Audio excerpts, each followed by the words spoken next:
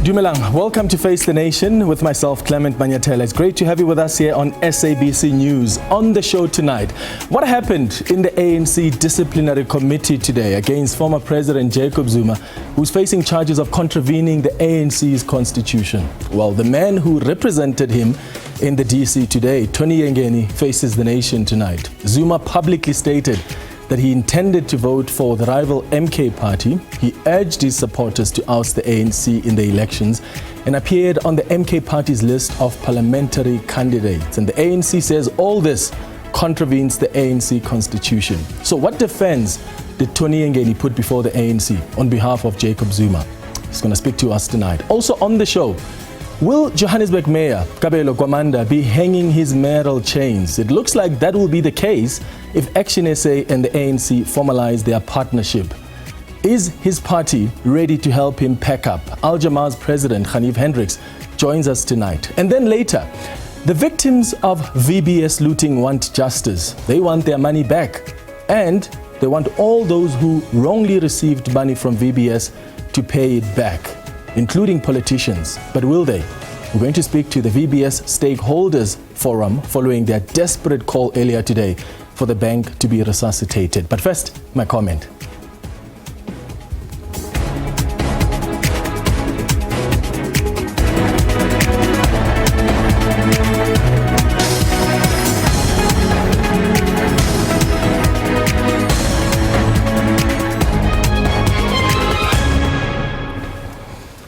So, there have been several conversations in the country about the lack of skills and qualifications of politicians representing their respective political parties in the legislature and in spheres of government. And I wonder what you think about this. We have members of parliament, we have ministers, we have councillors who have no post-matric qualifications. And yes, some of them are effective in their work, but some not so much. They're only in those positions because they were deployed by their parties with no regard for the skills required for those positions, because our political system doesn't allow for this. In fact, it allows for political parties to deploy whoever they want to deploy. The challenge with that is there will be an impact in some way or the other. I mean, look at what's happening in local government. Part of the reason why there's so much dysfunction there is that some of our public officials don't have the necessary skills and capacity for the positions that they occupy. There was an assessment compiled, I think, by SALGA at some point, the South African Local Government Association, that found that 62% of councillors had been unable to use basic computers to enable the passing of crucial municipal budgets. The presidency also indicated a while back that only 53% of senior municipal managers meet the minimum competency levels.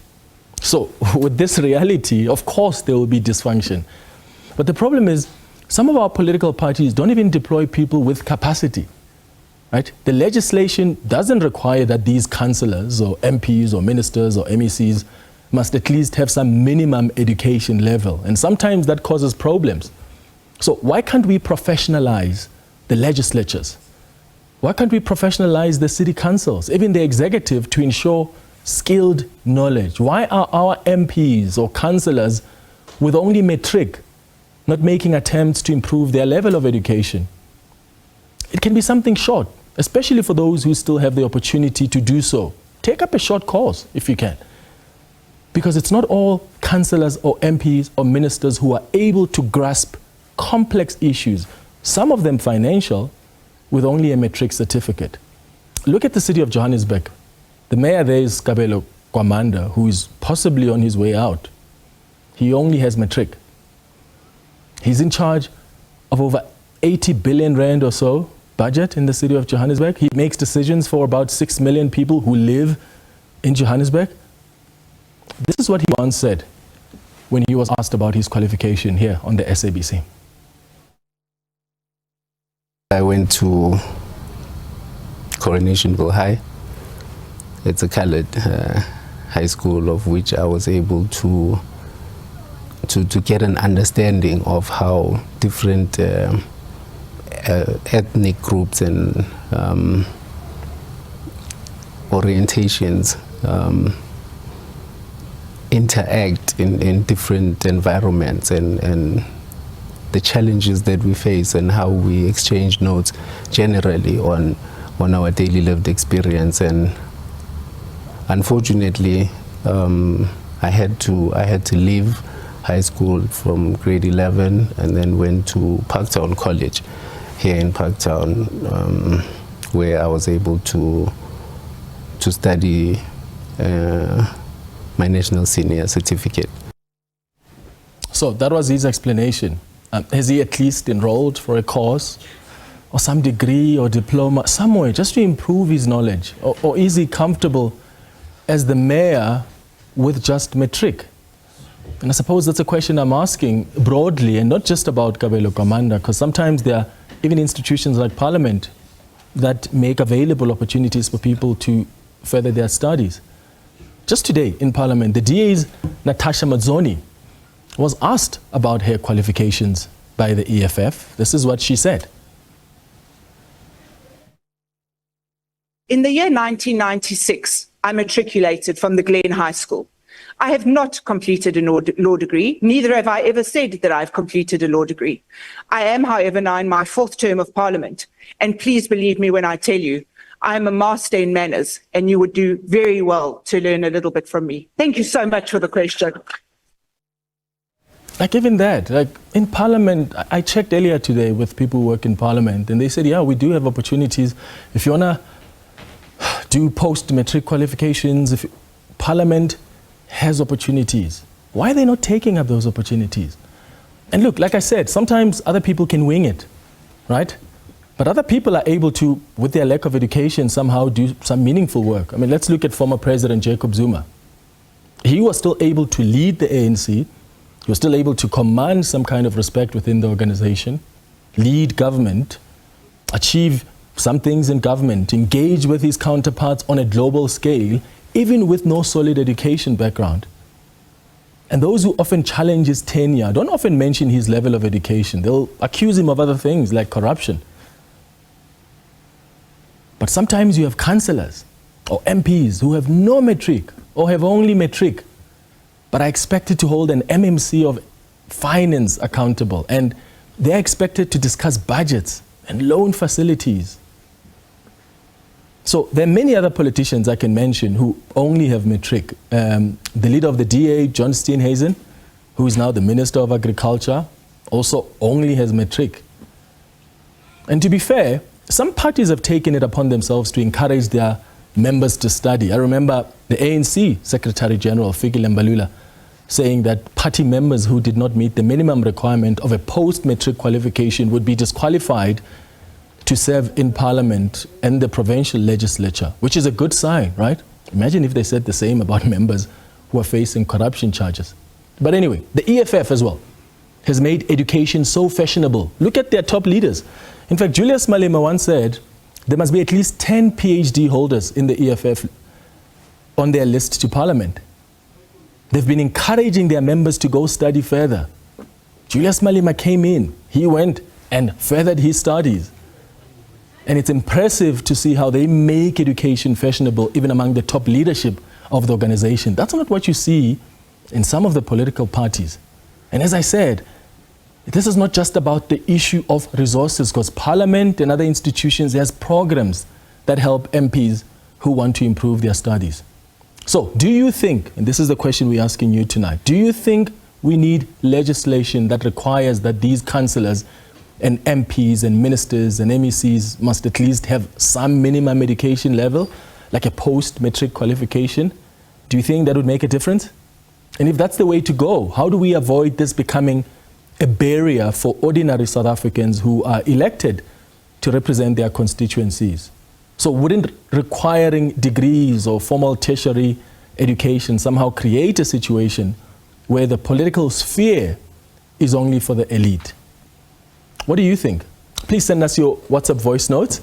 You can also tweet us as well. The WhatsApp voice note line is 078 459 1897. Remember to tell us your name and your surname and where you're sending us the voice note from. Alternatively, you can send us an X on @FaceTheNation SABC. After the break, Tony Yengeni, who represented former President Jacob Zuma, in the ANC's disciplinary committee today. He's going to join us. Stay with us.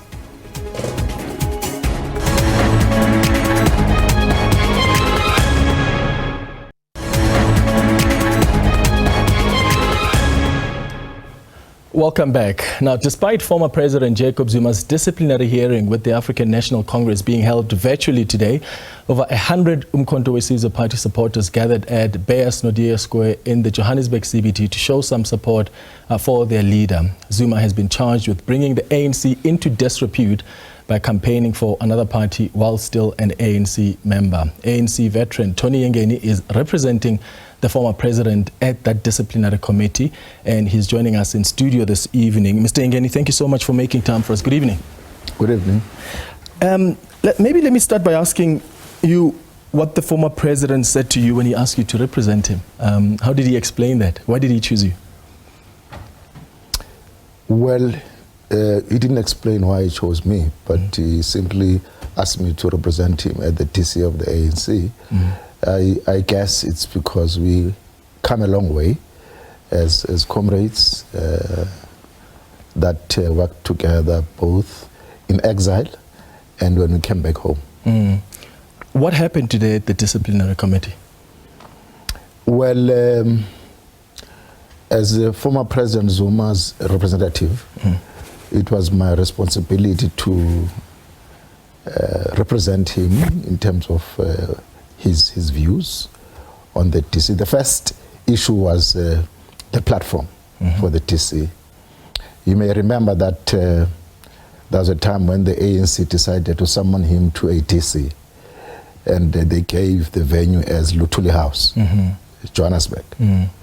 And after some time, quickly changed it. It was changed unilaterally without recourse to the former president. And he felt that that was not the right thing to do. They needed to respect their earlier decision because he had agreed with it in writing to say, thank you, I'll be there, I'll be coming to the TC. And without any consultation with him, that decision was changed.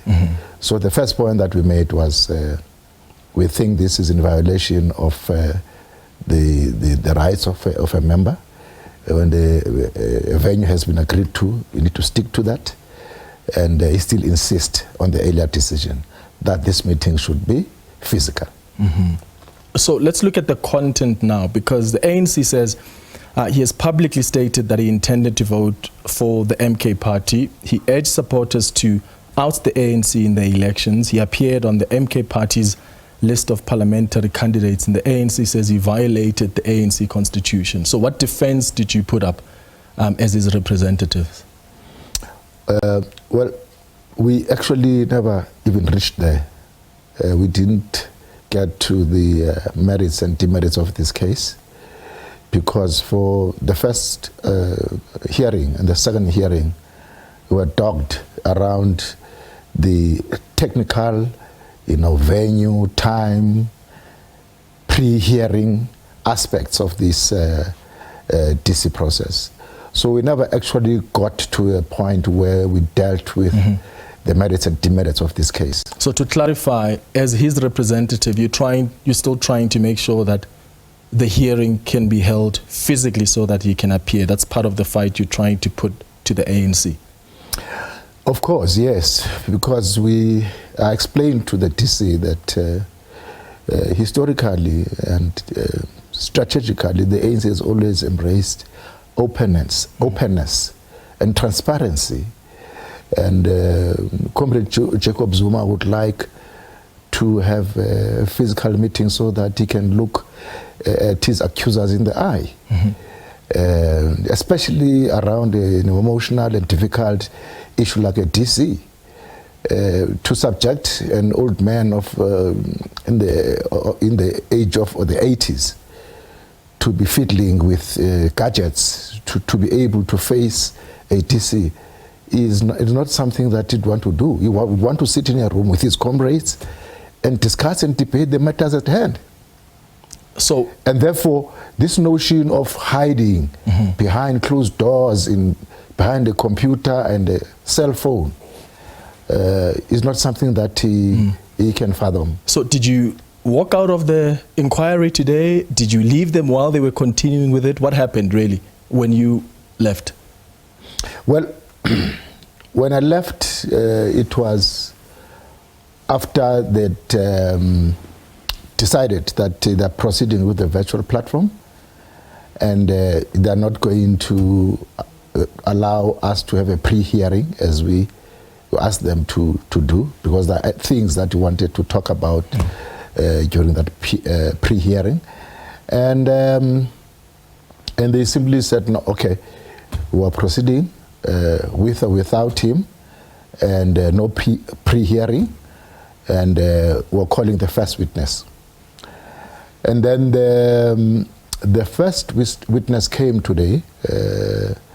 That was Mbalula, who gave some evidence about the press conference in Soweto on December 16. And thereafter they tried to flight the press conference itself on screen. But that did not happen. I mean, if the picture is there, there's no voice. So there was if the voice is glitches. there, if the voice is there, there's no picture.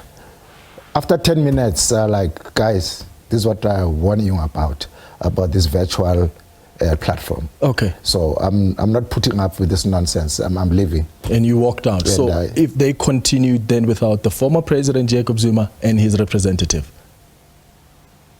Yes. Okay. Let's look at now what he has been charged with, because the ANC says he's been charged with contravening the party's constitution. When you look at Rule 25 of the ANC constitution, it bars ANC members from organizing or participating in activities of another political party that is not in alliance with the ANC. Do you agree with this Rule 25(17) of the ANC constitution? Of course, as a member of the ANC, I mean, there's no way that I'm not going to agree with the rules and regulation of the ANC. Like any other organization, the ANC has got disciplinary processes, and its members should observe and uphold those processes. However, you've got a number of instances in the ANC history, in the ANC involvement, where members of the ANC vote with parties that are not in alliance with us, namely the DA and others. Even today, we've got a GNU, where ANC members, ANC leaders vote with the DA. And nobody's raising the question, in terms of these rules, how do then these rules apply to some people and not to other people? Okay, so there's a whole big debate around that matter. That's why, I mean, as far as I'm concerned, even when I was still in the NEC, I used to oppose vehemently this notion of voting with the DA. To me, that thing is unprecedented. And we'll get to the DA and the GNU in a moment. Am I correct to say that you do agree that Jacob Zuma violated the ANC constitution? It's just that what you wanted to argue to the ANC is that you have not been consistent in your application of Rule 25(17) of your constitution. You see, the way to put it for me is that if you listen to him at that point when he was announcing this whole thing, he says, I am ANC, I will die ANC. And maybe many people don't understand that. They think that it's just a political gimmick of some sort, acrobatics of some sort.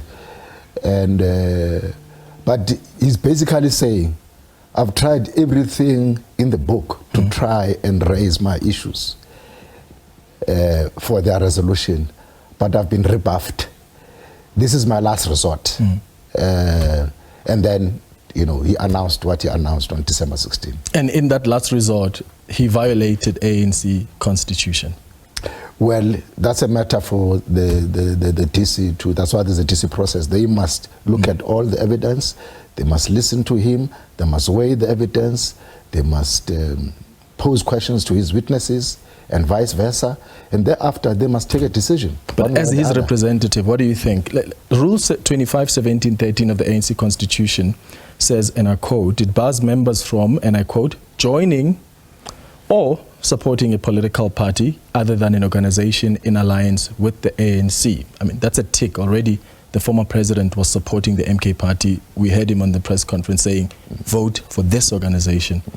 The ANC Constitution says you can't do that if you're a member of the ANC, because that contradicts the aims, objectives, and policy of the ANC, end quote.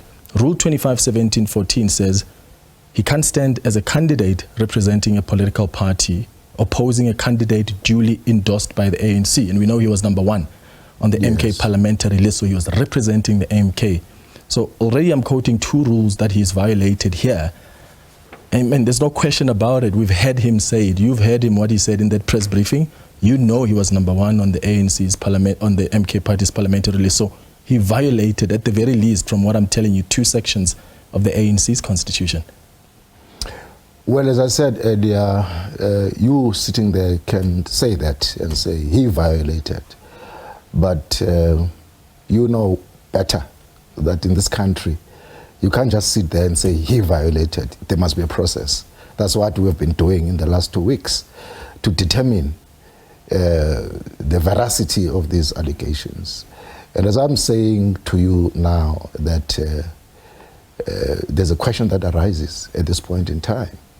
When we as ANC members find it necessary to go and vote with the DA on a whole host of issues against the provisions of that ANC constitution. This is what we've done. Why him and not others is the question that arises. But who in the ANC violated 25.17.13 or 25.17.14 of the constitution? Who called on ANC members or other people to vote for a party that's not the ANC? I'm sure you saw the vote against Judge Lope, the vote against Public Protector, and currently the vote for a DA Deputy Speaker and for other positions. And many members of the ANC objected to that. They say, no. But nobody in terms said, of our constitution, you can't do that. But nobody said, go vote for another party. I can't. Maybe point me to someone who said, don't vote for the ANC. Vote for the DA at the polls, or vote for the EFF or any other party. I can't remember anybody who has said that. So you think that all those examples I've used, it's just people waking up in the morning without being told, and they just go and vote suddenly in that direction. It's not true. I think that somebody said that maybe in an open meeting or a closed meeting, but those members were directed to vote the way they did. And which I maintain, if you apply that rule of the ANC disciplinary code, many people violated that code. But I'm saying the difference here is this code says if you're joining another political party or you are supporting it or you are a representative of it, and the former president has done so. And I hear you what you say, because there have been instances where some have voted with the Democratic Alliance. But do you see that as support for the Democratic Alliance, especially when it comes from the organization?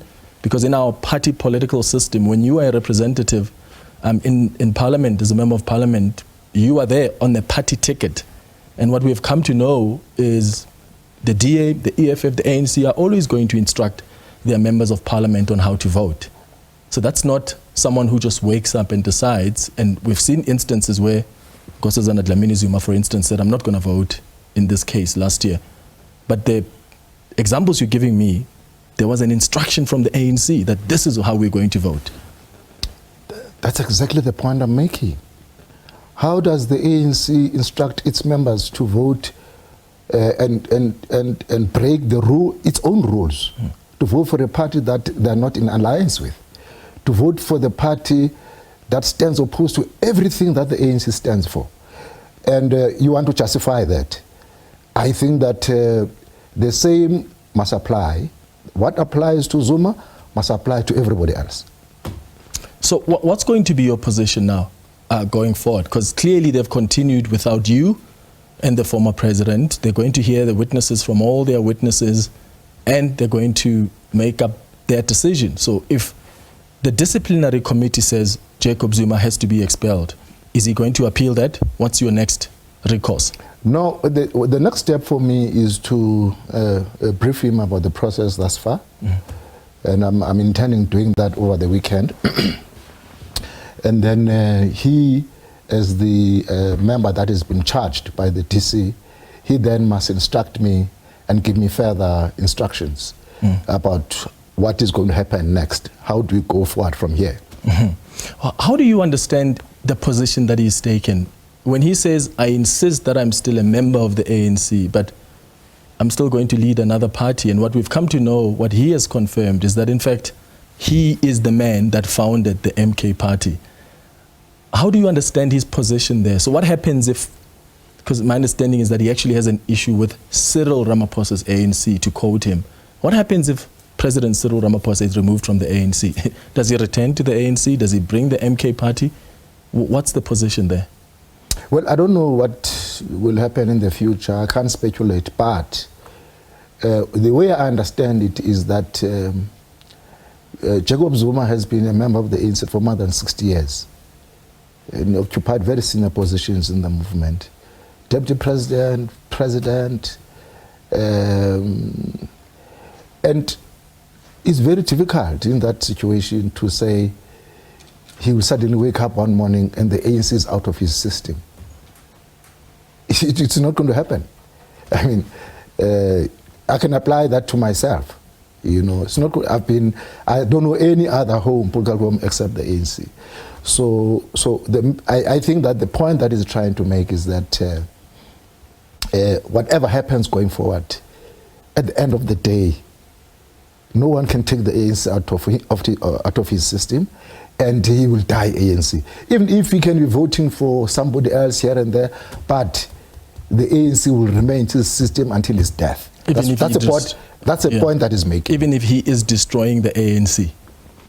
I mean, you're saying he loves this organization. It's an organization that he's passionate about. But he can't have his cake and eat it. Like, you can't be a member of one party, insist I'm part of this, and then you go to the other, start an organization, and use it to decampaign this organization that you so love so much. Yeah, it's a matter of perspective. I think that we don't agree with. I don't agree with that. I think that there are many ways of skinning a cat, and if he says, "Look, I'm here to save the ANC," you see, that's his view, and he believes in that. But do you see how contradictory that is? Well, at face value, it is, but it may well be, given time, that initiative of his might well, bring back the ANC that we all know. It won't. The ANC is now on 40%. Largely because of the MK party, which is the point I'm making, is there'll never be the ANC that he has so loved because he's destroyed it. And I'm not saying that in a bad way. I'm just saying by forming another organization, that organization has performed incredibly well. Especially, it's a big winner of this year's elections.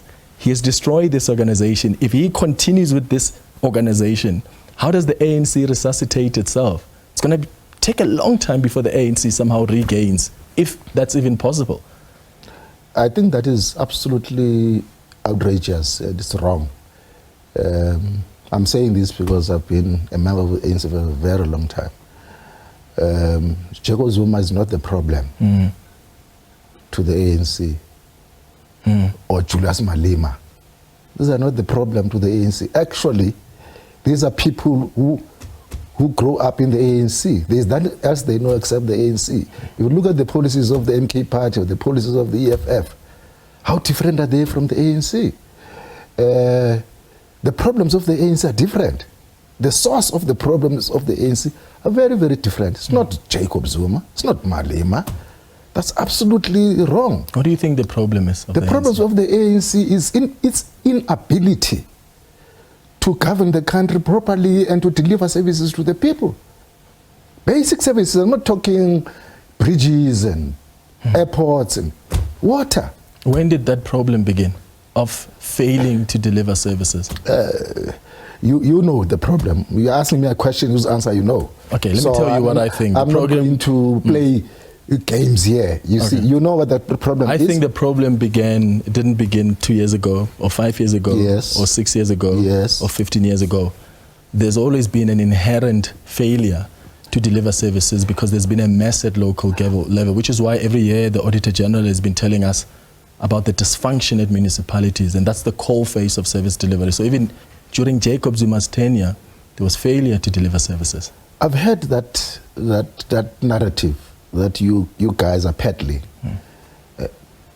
But the problems that we're facing are much, much more pronounced today than ever in the history of the ANC.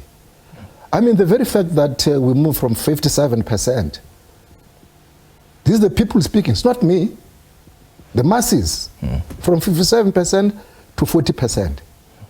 And you still say, no, it's the same thing. It's not. We've never been there before. It's the first time. What do you think? And you guys must acknowledge that and stop peddling lies like, no, it happened during Zuma, it's happening now. It's different. The results are showing you. The results are showing you. Yeah, and I'm not arguing that there's no service delivery failure now or it's not worse. But I'm saying, was there no service delivery failure during his tenure? Do you think there was? Of course, I'm sure it was not a completely rosy picture, but you must draw a very serious distinction between the results of the elections then and the results of the elections now. And you need to explain, how did we get here? Why did the people respond the manner in which they did to us? And I think we should really retrospect here and sit down and have a very deep discussion amongst ourselves and stop playing games. You know, that, no, it happened there, it's happening there. No, there's a distinct outcome of the elections that is very difficult for us to face as the ANC.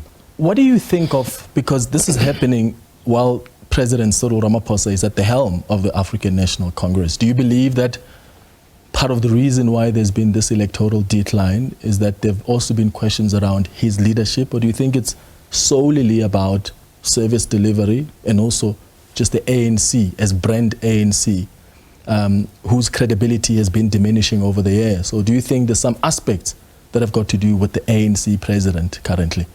Look, I don't want to cast aspersions on the integrity of various ANC leaders here. I think the ANC needs a very deep introspection about what has happened, innocently, so not play around. It needs to summon all its members under one roof from all levels and say, what has gone wrong? What do you think is the problem? And then together, collectively, they must analyze the situation and come up with a diagnosis. Why are you saying they? Are you no longer part of the ANC?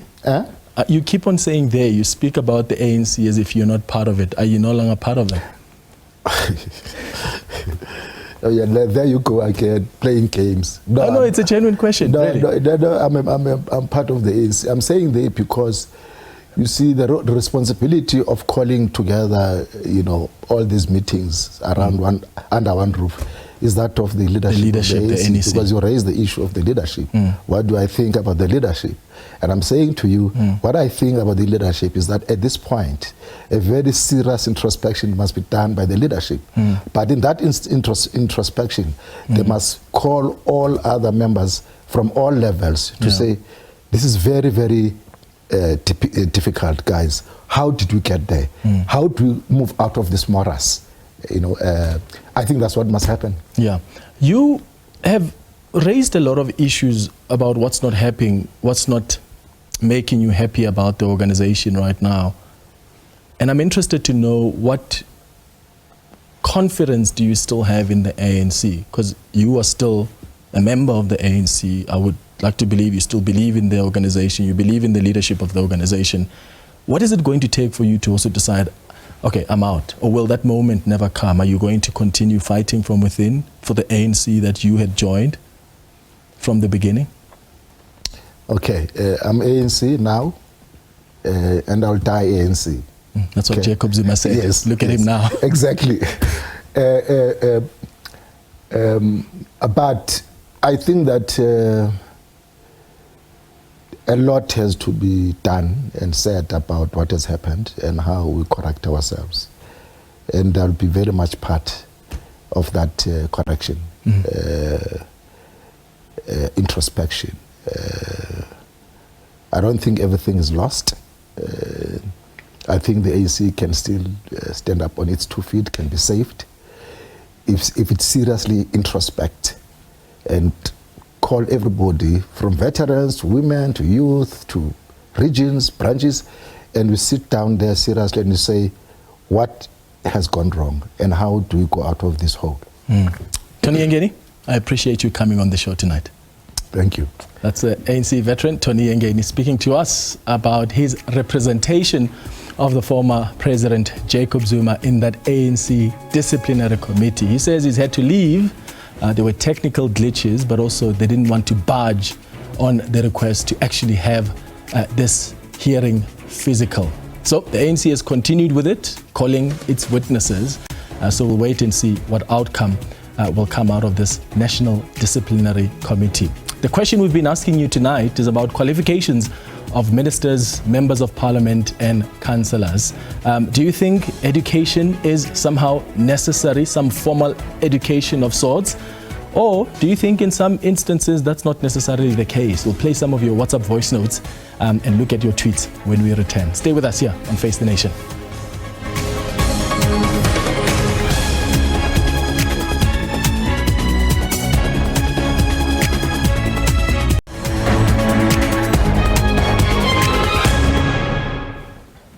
Welcome back. Now, the EFF in Parliament has questioned DA MP Natasha Mazzoni's lack of qualifications, and we've been asking you tonight whether you think political leaders should be required to have a post-matric qualification. Let's look at some of your tweets that have come through so far. Babako says, yes, being academically educated is critical thinking and the ability to be open-minded to learn new things, because change is constant, just like textbooks have additions. Critical thinking is the basis of education, and in Parliament, that's an important skill to have. Debocho says, yes, especially since members of Parliament are afforded opportunities to study for free. Siabulela says, good evening, Clement and your viewers. On top of the question today, the level of integrity education should also be emphasized to those tasked with making and revising our laws. With proper measures in place, we can't find ourselves with a PhD deputizing a matriculant. Colin says, people can't find work with qualifications while people without matric are leading the country to the ground. Ernest says, yes, political leaders, particularly those in Parliament, should have post-matric qualifications. This would enable them to debate in a constructive manner. DA leaders are not educated and have over the years done nothing for poor South Africans. It could be due to education status. Unity in SA says, not a degree or diploma, but they should be given an exam on ethics, governance, government structures and the constitution before they can sit in Parliament. All right, thank you so much for sending us your tweets and engaging with us this evening on our question of the day. Let's move to this now. The VBS Minority Shareholders Forum is calling for the restoration of the VBS Mutual Bank and the return of funds to all stakeholders. This follows the conviction and sentencing of former VBS chairperson Chifiwa Mathozi. The forum aims to protect the interests of individuals who had purchased shares in the now defunct VBS Bank. The forum secretary, Robert Liboyi, joins me now via Zoom. Mr. Liboyi, thank you so much for making time for us tonight. Good evening. Good evening, and good evening to your listeners. Let me just start by asking, how are the people that have been impacted by this VBS looting? You represent a group that has been advocating for the interests of those that have purchased shares, that had invested in this bank. How have they been since the collapse of this bank? It's a mixed feeling. Some can bear it and some can't bear it. And we have also some who are reported to have died because of the stigma. You have called for the perpetrators now to be brought to book and follow in the footsteps of Philip Truter, who was arrested, and Chifiwa Matodzi, who's now going to be serving 15 years. You want those that were wrongfully received money from VBS to pay it back. Have any of those implicated reached out to you? Whether even the politicians that are involved, have you, for instance, had conversations with the ANC where they've come to somehow apologize that the municipalities that they are in control of were busy investing money illegally, or the ANC coming to apologize for some of their leaders that have been mentioned, or even the EFF? Have any of these people that have been mentioned in political parties ever come to you as the victims of this looting to have some conversation with you? Only the top 6 of ANC, sometimes we had a meeting with them. If not wrong, we had 2 meetings, but not with other political organizations. What commitment did the ANC make, the top leaders of the ANC, when you met with them? What did they say to you? There was no tangible commitment which you can say they committed themselves. But all what they were saying was to review and look at what happened, and they haven't yet come back to us. And you will realize that the team that we met has changed by now, as the elections are changing. We can only attest that there are maybe 3 left or 4 whom we met during those times. What are you hoping to see happen here, Mr. Liboyi? Our hope is that we need to resuscitate the bank.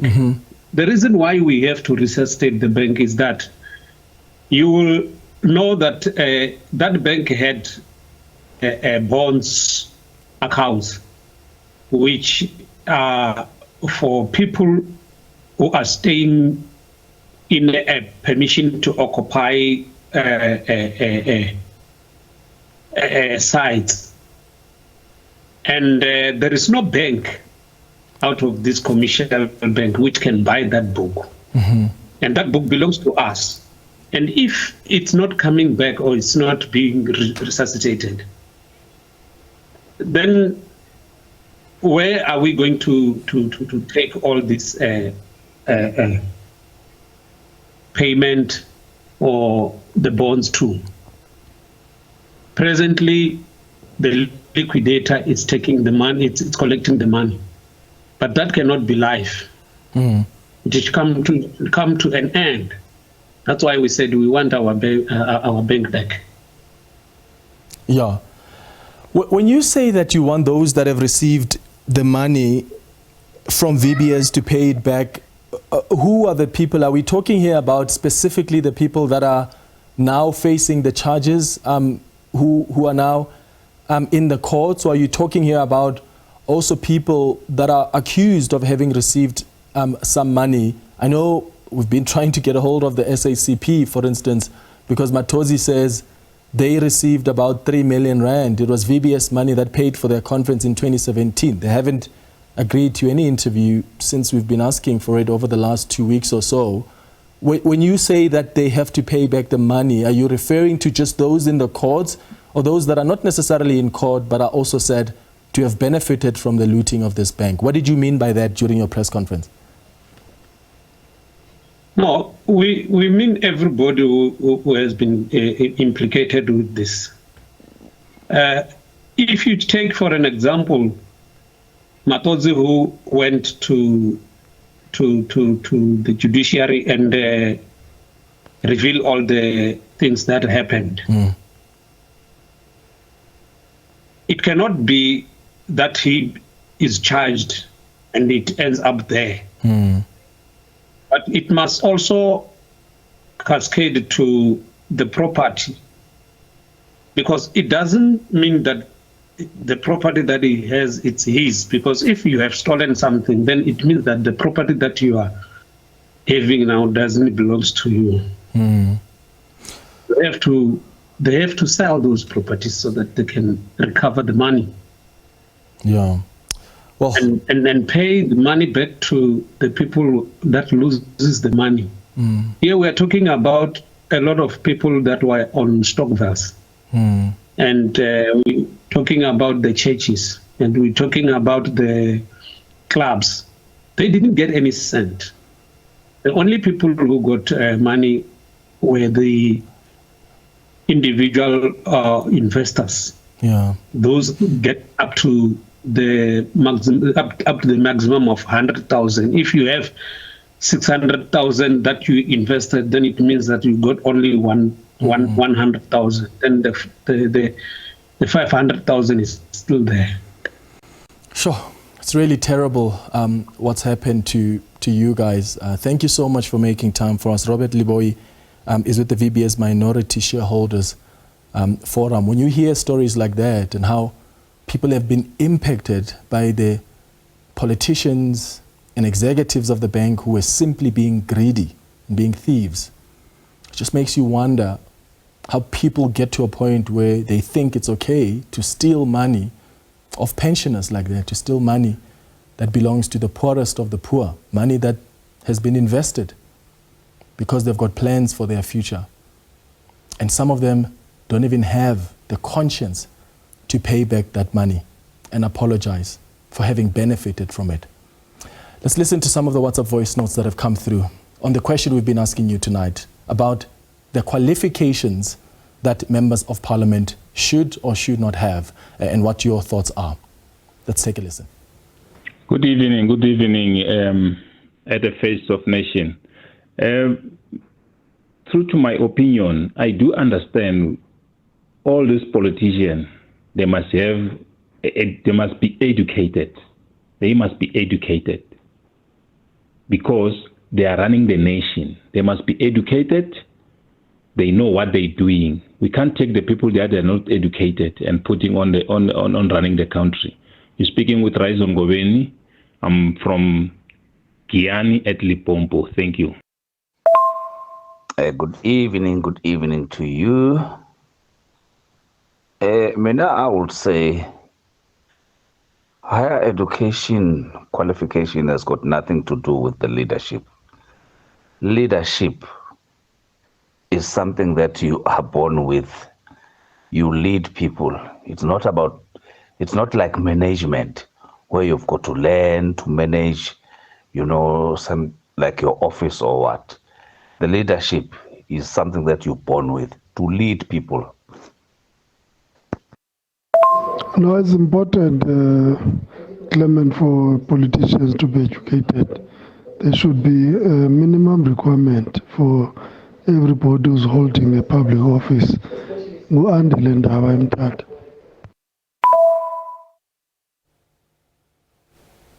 All right, thank you so much for your WhatsApp voice notes. Okay, let's wrap up the show with this now.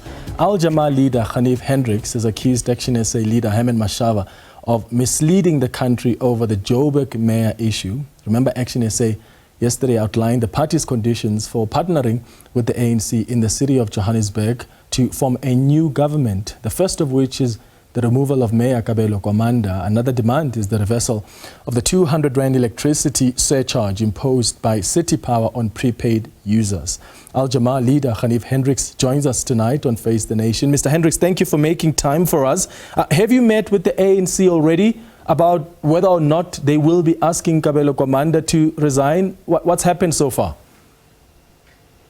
I have to give you a bit of a background. In January last year, at the memorial service for Firini Ginwala, Al-Jama-ah was approached via the presidency to the now Premier of Gauteng, and I was told to engage with him, and he told us that it's difficult for the ANC to put up a candidate for mayor, and they and the EFF have agreed to invite us to take the lead in Joburg, and they gave us a mandate to lead Johannesburg, and they left it up to me to decide which members of my party would take up the position.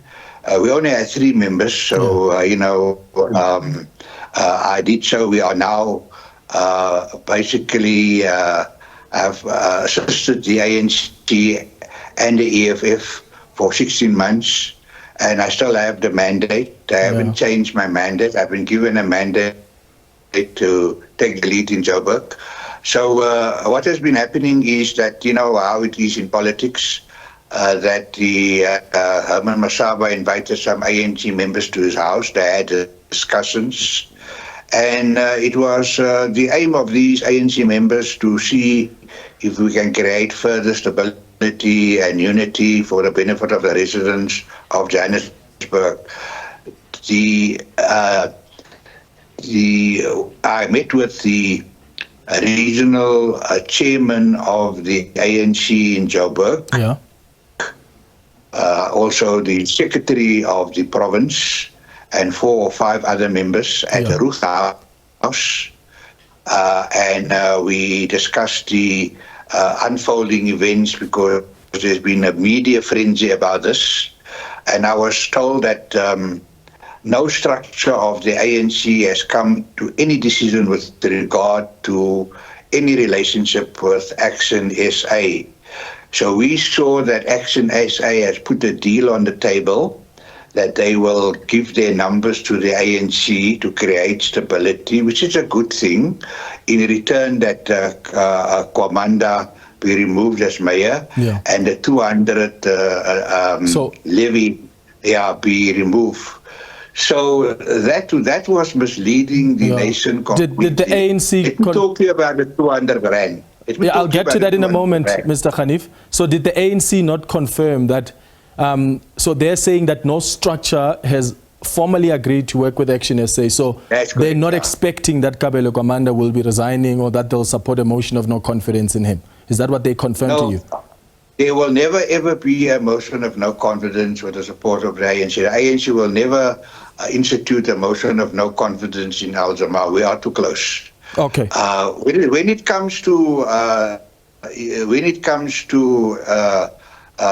so no decision has been made. Okay. Tomorrow, I told you I met them at the Ruth House. I've been invited, and the reason for the meeting was for the ANC to thank Al-Jama-ah for holding the fort, for doing a good job, and I can go into detail, but there's no time for that.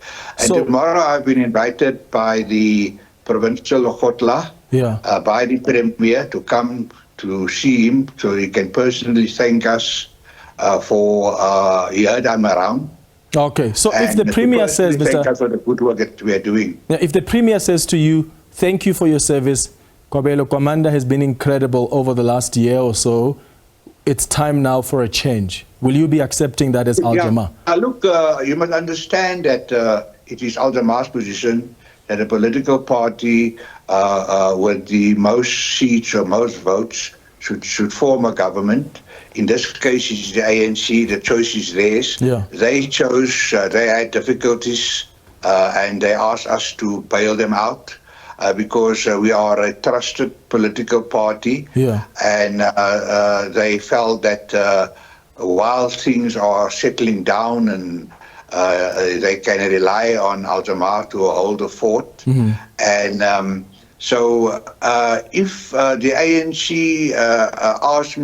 tells me, thank you very much, your mandate has ended, that's fine, but they haven't done so yet. They haven't told me that my mandate has ended to lead in the city of Joburg. All right. Al-Jama-ah leader, Ganief Hendricks, thank you so much for making time for us tonight. I really appreciate your time, and I appreciate you for watching tonight and for also engaging with us. If you send us a WhatsApp voice note or send us an X. Thanks for watching Face the Nation. We'll be back on Thursday at 8 p.m. Have a good evening. Cheers.